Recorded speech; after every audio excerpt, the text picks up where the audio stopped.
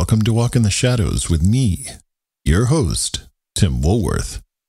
This is episode 1 of the 3rd series of our podcast.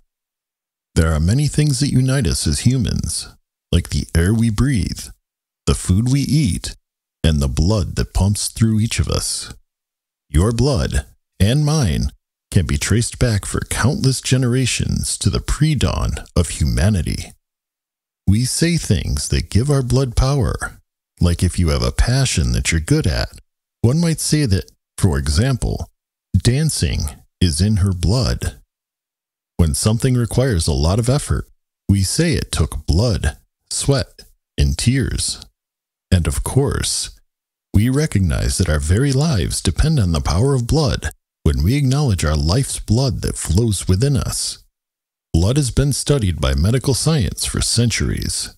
Medical science understands the nature of blood, how it works, and how it keeps us alive. One thing that cannot be looked at under a microscope is the magical power humanity has imbued into blood. There have been countless rituals over the centuries that have utilized blood. Whether it is an invitation to join an esoteric group, or even something as simple as becoming a blood brother or sister with your best friend as a child. Blood unites us all. Both in occult studies and magical rituals, there is something known as a sympathetic link. This is where something physical is used to magically represent something else, much like a mystical metaphor. With blood, it represents our life force. There is a sympathetic link between the two, and this has been recognized since at the very least biblical times. Our very lives require the circulation of blood flow. When someone bleeds, their life force is sapped. Throughout the millennia, it has been said that something is preying upon our blood, draining our very life force. Humanity has given this predator many names. We fear this monster. It creates a sympathetic link with its victims. It gains power from the victim's blood, and in some cases, this beast can infuse power into their victims. We have devised ways to protect ourselves. We have invented means to eliminate this stalker of humanity, which is not an easy task because over time, this stalker has gained almost mythical powers. It has thrived in literature and film as this predator represents some of our darkest fears. What happens when you don't own your own blood, your very own life force? In this series, we are going to explore the dark mystery that is the vampire. This series will start with some historical vampire cases and move on to other tangential areas like energy vampires, and even modern vampires that walk among us today. It should be noted that there are fascinating legends of the vampire found in most areas of the world. In this episode, we are going to primarily feature the traditional lore of the vampire from the Western world perspective, as that is what most of our listeners think of when the word vampire is heard. If this topic intrigues you, and you need to hear more, there are bonus episodes in this series that only Shadow people have access to. With all topics we cover, the Walk in the Shadows bonus episodes expand upon the concepts in each season. To gain access to our bonus episodes and several other perks like free merchandise, please visit the Shadow Realm for more information. The link is in the show notes. If I may have one more ask before we get to the good stuff, like and subscribe to our podcast. If you really vibe with what we're doing, please leave a review and tell a friend or two. We really do appreciate it. As a side note, when we discuss vampirism, there will be discussions of blood, viscera, and murder. If you are sensitive to these topics, please be advised. And now, let's begin digging into the vampiric mystery.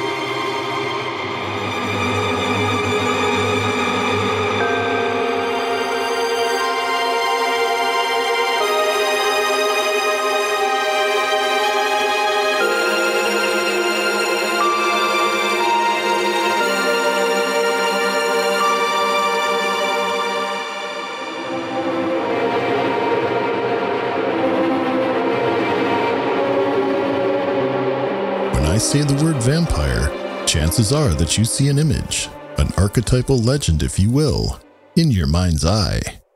The vampire is pale, most often male, who dresses in dark clothes, sleeps in a coffin, and has very large, pointy teeth for drawing blood. This is the image that has been ascribed to vampires mainly due to one character, Dracula, from the eponymous fictional book written by Bram Stoker that was published in 1897. While not the first book on vampires, it was by far the most influential. Stoker brilliantly blended a historical figure with lore from vampire culture that long predated Count Dracula. The name Dracula came from a real person, Vlad Dracula. Dracula's father was named Vlad Dracul, which means Vlad the Dragon, a name derived from a military group of soldiers called the Order of the Dragon, who fought against Turkish invasions on Christian countries. His son, the Vlad that Stoker based his character upon, had the surname Dracula as opposed to Dracul like his father. Adding the suffix letter A to the name meant son of. So when all this was taken into consideration, Vlad Dracula's name literally meant Vlad, son of the dragon. When Dracula took over as king of Wallachia, he garnered the name Vlad Tepes, which when translated, defined the name that he would become infamous for, Vlad the Impaler. Wallachia is now part of Romania, and it was under Vlad's rule from 1456 to 1477. During his reign, to say he had a bad temperament is a massive understatement. Enemy soldiers, along with anyone whom Vlad disagreed with for any reason, and any criminal that was found guilty in Wallachia, was impaled upon a tall stake driven into the ground. The horrible part was that the person was alive when they were impaled.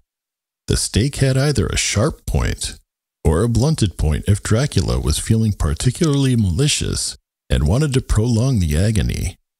The end of the stake was inserted into a genital orifice of the victim. The weight of the person would draw them down upon the stake, very slowly killing them. When the victims were dead, Vlad left the bodies on the stakes for all to see, enemy soldiers and citizens alike. Stakes weren't the only way that the son of the dragon killed. There are several horror stories about this beast that you can look up, but the one horrific event that really illustrates who the Impaler was must be the time he invited all the crippled, poor, sick, elderly, and beggars to a massive feast. There was an amazing spread of food laid out for them, complete with wine and dessert. Once the indigents were inside the building and gorging themselves, soldiers promptly nailed the front door shut and barred the windows with wood. They then set torches to the building, killing everyone inside while Vlad watched. During his reign, Vlad the Impaler's bloodlust resulted in over 100,000 people being killed both in Wallachia and neighboring countries where he went to battle. One country where he conducted battle, as I'm sure you've already guessed, was Transylvania, the country directly north of Wallachia in present-day Romania. Vlad Dracula viewed all humanity as dispensable, and it seemed that he could never quell his bloodlust. Stoker captured this brilliantly in his version of the vampire. Bram Stoker put some fantastic flourishes on the legend of the vampire when writing the book. If you haven't read it, I highly recommend Dracula for your reading pleasure. The book is as timeless as the countless movies that have been made based upon the characters of Dracula, Jonathan Harker, Mina, Renfield, and of course the vampire slayer himself, Van Helsing. Yet we must keep in mind, the legend of the vampire is much older than Stoker's Dracula. This series is about separating facts from literary fiction. The written accounts we will be primarily studying, especially the historical ones, were not written as fiction. They were written to preserve what the writer observed as cultural fact. These observations were designed to be read in a library for subsequent generations to learn from. If we are going to talk about writing about vampires as a preservation of culture, We should probably start at the beginning to give you an idea of the time frame we are talking about. The first written accounts of vampires go back between 4,000 and 5,000 years ago, where warnings about vampires were preserved, quite literally, in clay tablets with cuneiform writing. I am speaking, of course, about ancient Mesopotamia, where the Sumerians wrote of two types of vampires. The Edimu, or translated as an Ekimu sometimes, had a genesis that mirrored what later cultures believe. The Edimu was created after someone suffered a curse, had an unredeemed sin, or suffered violent death and was not buried in consecrated ground. The Edimu were not physical vampires in the traditional sense, but they aligned with the non-physical vampire type that this particular episode covers. The Edimu were phantom-like and walked the earth, looking for victims. When they found a household, they would torment the victims to psychically feed off of their suffering and could only be expelled by a priest. They were able to walk through doors and walls. They attacked the household through evil wind gusts, which is important because Sumerian mythology equates wind to a psychic and/or a magical force. The second type of Mesopotamian vampire found in some of the oldest writings of humanity is called an uruku, or as some scholars have translated, utuku. When the cuneiform description of the uruku was translated into English, it literally means vampire which attacks man. The warning the cuneiform imparts is that by simply looking into an uruku's eyes, a human can be injured. They were often found in graveyards, mountains, and other abandoned places such as the sea. There isn't much more that has survived about the uruku, but the fact that the translation gives us the word vampire and that they attack man is fascinating. If you are interested in learning more, Egypt, India, Babylonia, Greece, China, and a host of other ancient cultures all have vampiric creatures that you can research. Over millennia, since these first written accounts of vampires, there have been cases of vampirism that have been observed and commented upon by credible witnesses. Since we are exploring the actual lore of the vampire based upon events and not fictionalized books, we have to ask a simple question to begin this exploration of vampire cases. What exactly is a vampire? There are two overarching categories of vampires, physical and non-physical. Those two categories are broken down further. Under the physical vampire category, we find two types, mortal and immortal blood-drinking vampires. In the non-physical vampirism category, there are intentional and unintentional psychic vampires. We will explore each of these subcategories throughout this series to leave you much more prepared, just in case you should hear quiet tapping on your window at night from something that wants to be let in.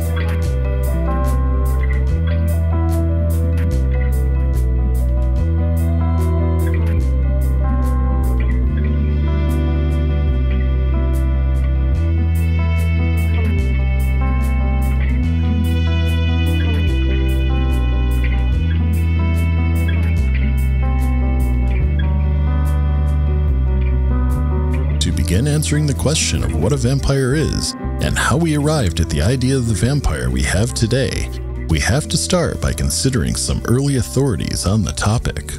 One such resource is Heinrich Zopfius, who wrote in his 1733 vampire dissertation that vampires issue forth from their graves at night, attack people sleeping quietly in their beds, suck out all their blood from their bodies and destroy them. They beset men, women, and children alike, sparing neither age nor sex. Those who are under the fatal malignity of their influence complain of suffocation and a total deficiency of spirits, after which they will soon expire. Some who, when at the point of death, have been asked if they can tell what is causing their decease, reply that such and such persons, lately dead, have arisen from the tomb to torment and torture them. When we consider Zopfius's description of the vampire, we are firmly placed with the idea of the vampire as a physical being that attacks others, sucking their blood, and ultimately killing them. These are the traits of a vampire with which most of us are familiar. A more modern scholar that you should be aware of is Montague Summers. He set out to be the foremost vampirologist in the world, and he managed to do just that after dedicating decades of his life to researching and writing about vampires in the early 20th century. You might not be familiar with Summers' writings, but his work helped codify the vampire lore as we know it today. It was Summers who made it his life's work to set forth what may be termed as the philosophy of vampirism, and however ghastly and macabre they appear, I have felt that here one must not tamely shrink from a careful consideration of the many passions and circumstances which throughout the ages have played a part in consolidating the vampire legend, and in perpetuating the tradition among darker and more secret mysteries of belief that prevail in the heart of man. Summers was convinced that the vampire was physical and undead. He wrote that the vampire was not a demon or a ghost. His reasoning behind this is that neither demons nor ghosts possess a physical body, but a vampire certainly does as an undead entity. Summers succinctly described this when he penned that, "The vampire has a body, and it is his own body. He is neither dead nor alive, but living in death. He is an abnormality, the androgyne in the phantom world, a pariah among the fiends." Yet this idea of the vampire being physical is a troublesome issue for others. Whereas Zophius and Summers agreed that the vampire was undead and physical, the few cases they point to are a rare example. Moreover, Summers' work was rife with vampiric heterodoxy in trying to prove the vampire had a physical form.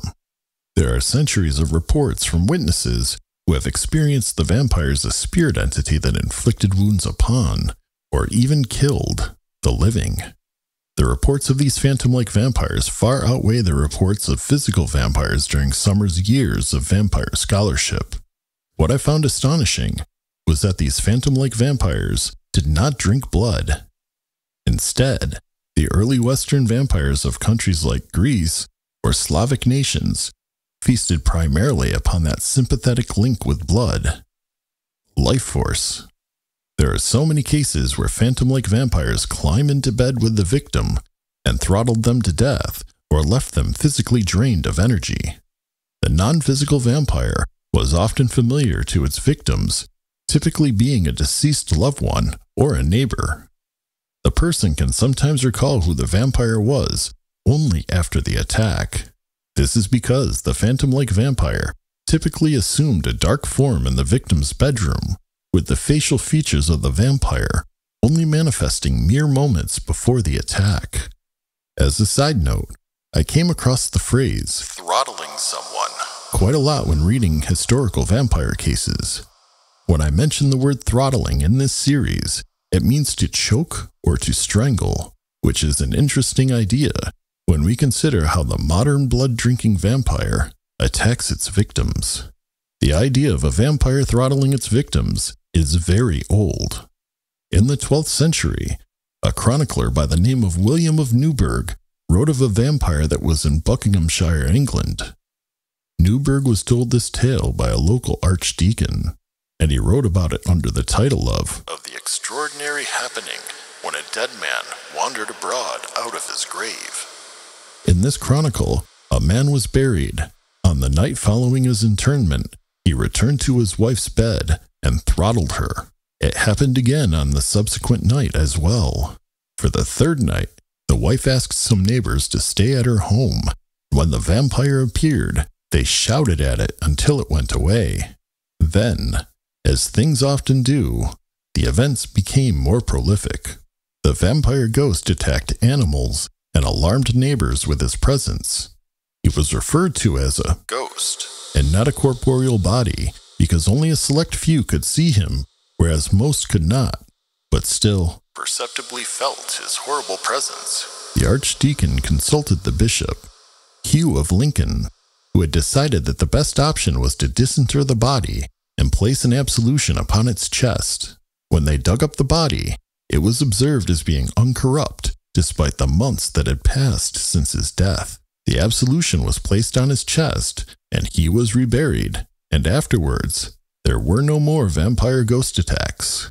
We will move forward now to the 17th and 18th centuries, when vampire hysteria was abound in Slavic countries. There were so many reports of vampiric attacks and exhumations to prevent or end these attacks that scholars have a name for this vampiric era: Magia Posthuma, or roughly translated, Posthumous Magic.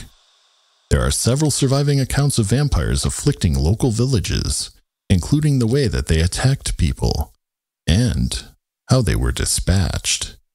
These cases helped form the basis of the vampire legends we have today, and they are the legends Bram Stoker based his vampire around.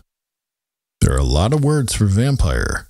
Each country has their own descriptor, starting with the word vampir from the ancient Magyars to the strigon of Slavic countries. One such strigon was named Jure Grando of Croatia, and Jure may just be the first vampire named in historical records. Jure Grando was a villager in Kringa, and we know almost nothing of his life, but he was most certainly famous in death.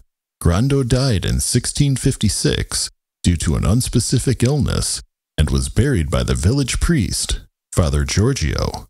Soon after his death, Grando arose from his grave to knock on the doors of houses where someone would die within a few hours. There's a reason for this. The people living in that area of Croatia believed that there was a type of vampire called a strigon. During a strigon's living years, they were sorcerers that feasted upon the blood of small children. Upon death, they became a strigon, an undead creature that was cursed to walk around their village. You may be asking yourself where the vampire part comes in. It was said that if a person died during a strigon period of wandering, it was thought that the life force of that person was consumed by the vampiric sorcerer. Grando wandered around his village for 16 years as a portent of death, looking for the next life force to feast upon. Occasionally, a strigon would also find his way into bedrooms and terrorize women while they slept. The strigon Grando was no different. A widow awoke to see Grando in her bedroom. He looked preserved and fresh after 16 years, but still eerily corpse-like. The strigon then proceeded to sexually assault her. This was the final straw for the village after enduring over a decade and a half of his torment. The residents took things into their own hands, and a group of 9 men was assembled, led by the mayor. They went to Grando's grave and saw that his body was whole, preserved, and smiling. Father Giorgio, one of the 9 men, attempted to rid the strigon through an invocation. He held up a crucifix and exclaimed boldly, "Look, strigon, there is Jesus Christ who saved us from hell and died for us. And you, strigon, cannot have peace." It didn't work. The strigon continued to knock on doors, looking for a feast of life force. The men returned. They took a sharpened hawthorn stick and tried to stab the vampire in the heart with a stake. They failed as the stake could not pierce the body. Then one man in the group used an axe, or a saw depending upon which version of the lore is being told, to behead the strigon. The vampire cried out loudly, and then blood poured from the neck.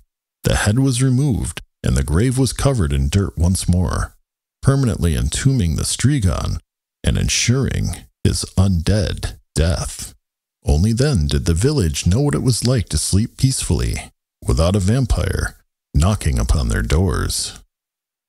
The next case we'll cover also adds to the lore that we still assign to vampires today, half a century later, because much like the vampires we grew up with as portrayed in various media, Arnold Paole, once he turned into a vampire, was able to convert others into creatures of the night. Paole was a soldier in the Serbian army in the early 1700s. When he was in Kosovo, he was attacked by a vampire.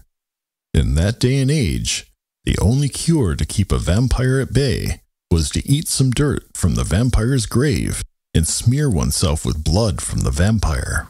Paole proclaimed he did these things, but it is not clear how he knew which grave was the vampire's, nor how he obtained the blood. The important part is, he no longer suffered from vampiric attacks. Pavel returned home to the Serbian village of Medvedija in 1727, and within weeks, he died after falling off a hay wagon and was buried after the appropriate time had been set aside for viewing. In less than a month after his death, the vampiric attacks began. Villagers began to report that Pavel was throttling them at night in their beds. 4 villagers died.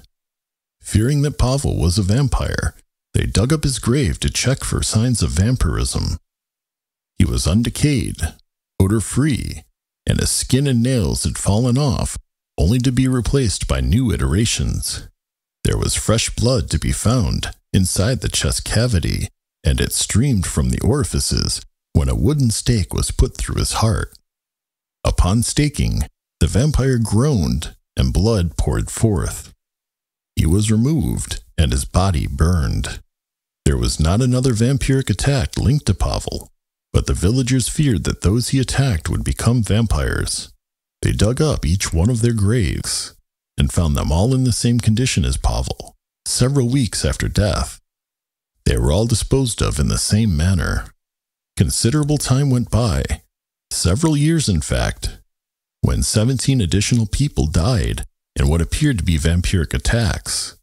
This was naturally linked to Pavel, and the villagers felt that one of Pavel's vampires must have escaped exhumation. The Pavel case doesn't end there. In fact, it becomes quite exceptional when of the 17 people, over a dozen of them were exhumed by military doctors in Pavel's village with the condition of each body being described in detail. In their testimonial, there was physical evidence of throttling. Some of the observations are unsettling. There were undecayed, complete organs after months of lying in the ground. The vampire responsible for the attacks is also identified and exhumed. It really is a case that makes one think twice about the vampire legend. There is way too much to include here, so if you want to hear the entirety of the Arnold Paole case, there is a bonus episode for our shadow people to listen to. After this short break, we will cover one more vampire case from the 18th century, this time in the small village of Kisalova, Hungary.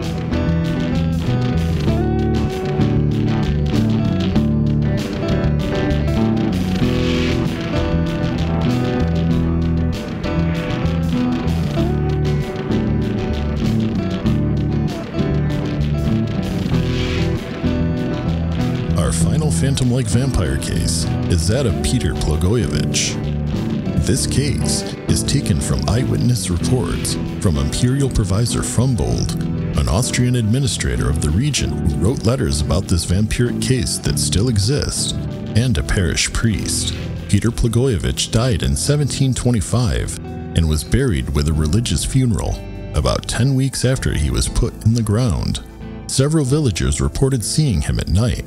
Much like the other cases, his vampire ghost came upon his victims in bed and attacked them. Over the course of a week, 9 people died from his attacks. Upon death, many victims showed signs of suffocation. Those that did not die immediately claimed that Plogojoviz attacked them.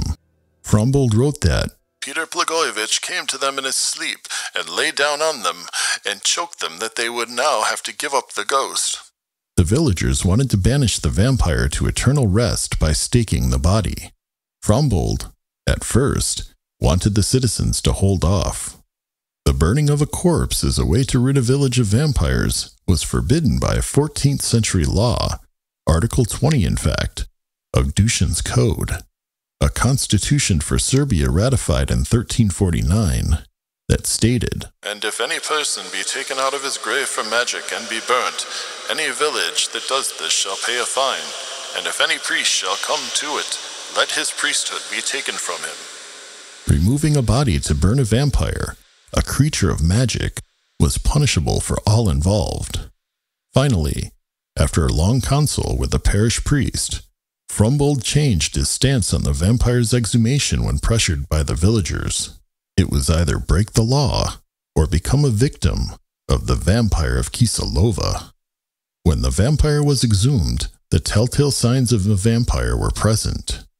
He was undecomposed, odor-free, and there was new hair growth, along with new skin and nails. What really shocked the villagers was that there was fresh blood in his mouth. After opening the coffin, they saw that the deceased's body was undecomposed, as if it had been buried a few hours ago, not 10 weeks ago. After being pierced with a hawthorn stalk, fresh, red blood flowed from Peter's body, nose, and ears. Then the body was burned, while the priest read the prayers. As you might have guessed, the vampire attacks ceased after this event. All of these vampire attacks seem to drain a person's life force, but rarely the blood of the victims. There was no corporeal body to the vampires while they attacked, but there was a phantasm-like vampire that could interact with the living. As a final note, there have been several references to the bodily state of the exhumed. I had no reference point for this in judging the accuracy of these reports, so I dug a bit deeper into this topic and exhumed a PDF chapter of a book that was originally published by researchers at Georgetown University. This PDF chapter, entitled Decomposition of the Body and Efforts to Slow Its Disintegration, describes, in full, the stages of decomposition and the timeframes for each stage. If you read it, you will have a better understanding of the fresh blood, new skin and nails, and the fresh-looking, flushed faces that were reported. And if you listen to the bonus episode on Pavel, you might just question the authenticity of vampires when you compare the observations by medical doctors on the state of the organs on all the village vampires that were exhumed versus the time they spent in the ground.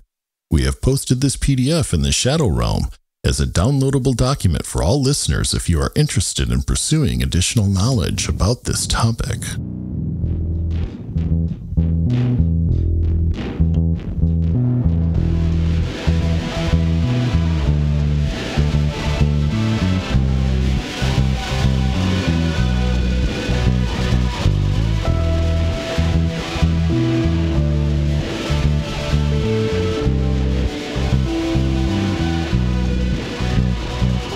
This episode was researched and written by me, Tim Woolworth. The final audio engineering and creative soundscapes are from my fellow explorer of the unknown, Joshua Sean of 0G-ITC. Hopefully this episode made a little bit of our paranormal world more normal for you. If you liked what you heard, please subscribe and review our podcast. As always, if you have any personal anecdotes, observations, or alternate explanations you would like to share on this or any other topic we've covered, or just maybe you would like to drop a note to tell us about any encounters you've had with the supernatural, you can always reach us via our email, contact@walkintheshadows.com. Once again, that's contact, spelled CONTACT, @walkintheshadows.com. If you want to learn more about this podcast or myself, please visit our Walk in the Shadows website. The link is in the show notes.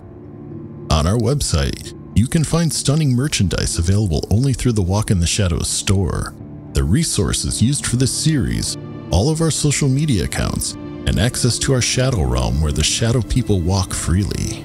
When you enter our Shadow Realm, you help us keep high-quality, paranormal content delivered regularly to the podcast player of your choice. Finally, thank you for your time spent walking in the shadows with me. I know your time is valuable, so I really appreciate you being here, in this moment. Until next episode, may you and yours be healthy, prosperous, and treated with kindness by everyone and everything you meet, both in the light and in the shadows.